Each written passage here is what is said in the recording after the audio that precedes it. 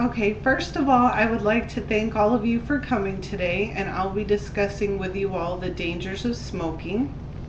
I think by now most of us realize that cigarettes are dangerous, but did you know that cigarettes kill over 50 people an hour? According to the American Heart Association, smokers have a harder time healing from surgeries than non-smokers. Three of the major dangers of smoking cigarettes are lung cancer, heart attack, and causing secondhand smoke to others. According to thetruth.com, because of the tobacco industry's products, about 339 people in the U.S. die of lung cancer every day. When I was only 5 years old, my grandfather was one of those people. He was a lifelong smoker, and when he was told that he had cancer, he quit smoking right away, but it was too late. He died just a few months later. According to about.com, lung cancer is the leading cause of cancer death, and cigarette smoking causes most cases. Out of the nearly 90% of men and 80% of women who have developed lung cancer, they developed the disease due to cigarette smoking. Aside from lung cancer, smoking also causes many other cancers and diseases. According to the 2004 Surgeon General's report, the list of diseases caused by smoking has been expanded to include cataracts, cervical cancer, kidney cancer, pancreatic cancer, pneumonia, and stomach cancer. These are in addition to diseases already known to be caused by smoking, including bladder, esophageal, laryngeal, lung, oral, and throat cancers, chronic lung diseases, coronary heart diseases, cardiovascular diseases, as well as reproductive effects and sudden infant death syndrome. About.com states that coronary heart disease is the leading cause of cancer death in the U.S. and the leading cause of death caused by smoking. Smoking is hard on the heart, and the toxins in cigarette smoke cause plaques to develop in the heart, which leads to hardening of the arteries. Two main heart diseases caused by smoking are coronary heart disease and stroke, which are the first and third leading cause of death in the United States.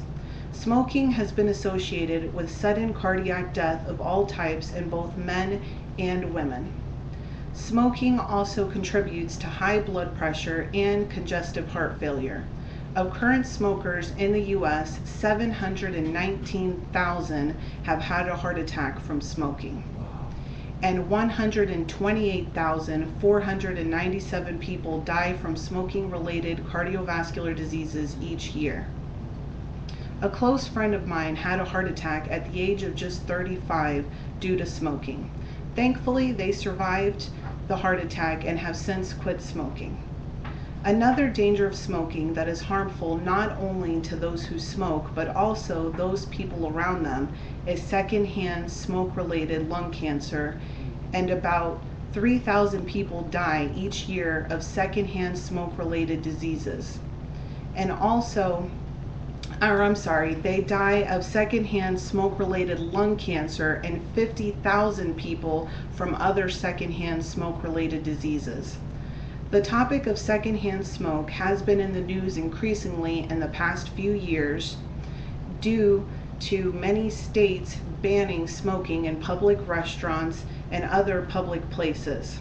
According to the American Non-Smokers Foundation, as of April 2009, 70.2% of the U.S. population lives under a ban of smoking in workplaces and restaurants or bars.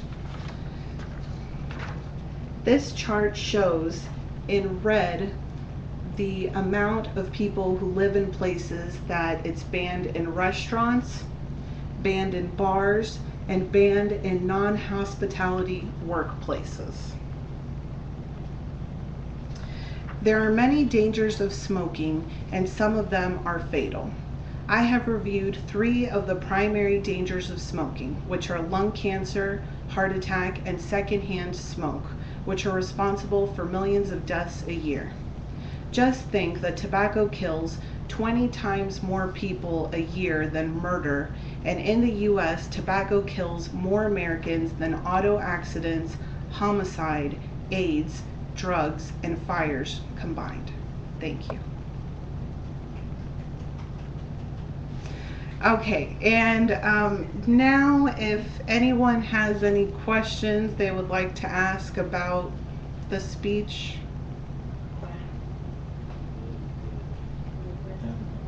It's very important, you know, for this. I mean, there's a cause for it.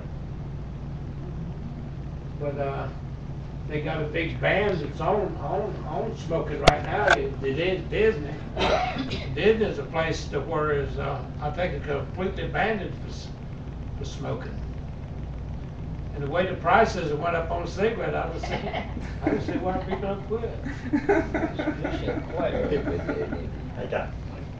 Yes. I have another question. Even though we are well informed and you know, we heard your talk, I think that a lot of young people are still smoking, and they continue to do it. What do you think? What can we do as citizens to prevent young people from continue smoking all the time, even though they know that it's harmful? Well, I did actually find when I was doing research for the speech that most people who do smoke, the average age that they started to smoke was at 18 years old, and a lot of them started smoking well before that, like 14, you know, teenagers. I think the main thing that we can do to prevent young people from smoking is to let them know the dangers of smoking early on. You know, knowledge is definitely power, and you know, if they know that it leads to all of these different diseases, I think they'll be less likely to smoke. And also another thing is that a lot of kids learn by example. So if your parents smoke, you're going to be a lot more likely to smoke too. See, the younger race has always been this, but a younger race right now, what they are, to see somebody else smoking, they think it's a big deal.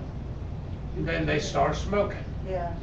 But if this young race or any race, I don't care yet, if you would go and watch the public right now, that you see the people carrying the oxygen with them, pushing or toting it, or go into the nursing homes, the people that's on oxygen, and all they think came from smoking. Right. Right, yeah, definitely. I mean, that's the most important thing. And you have another question? Yes, no, I want to add to what he said. I saw in a television program, young people, you know, the one that had, they like smoking, they drink, all that, taken to hospitals, even to the morgue, where they practice you know, with the dead people, and they show, and it's very hard, but it shows the consequences, you know, right there. They can see with their own eyes.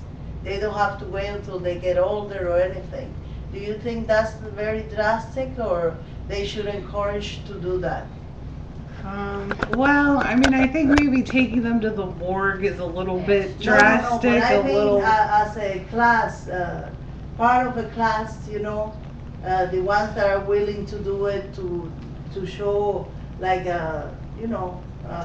Well, I think maybe, you know, can take a field trip, like he said, to like a nursing home or something. You know, that might be a little bit less extreme than taking them to the morgue. Yeah, because I saw it in a program. They were they were a group of young people. They were drinking, doing drugs, smoking, and all these things. So, as a measure of getting them to change their life, they did that. So I had a question, you know, about that, because it's a little bit too much, I think. Well, another thing that I think helps too is that If you watch a lot of older movies, throughout the whole movie they were just smoking all the time in all the movies, and they made it seem glamorous and sexy. yeah. And now, a lot of movies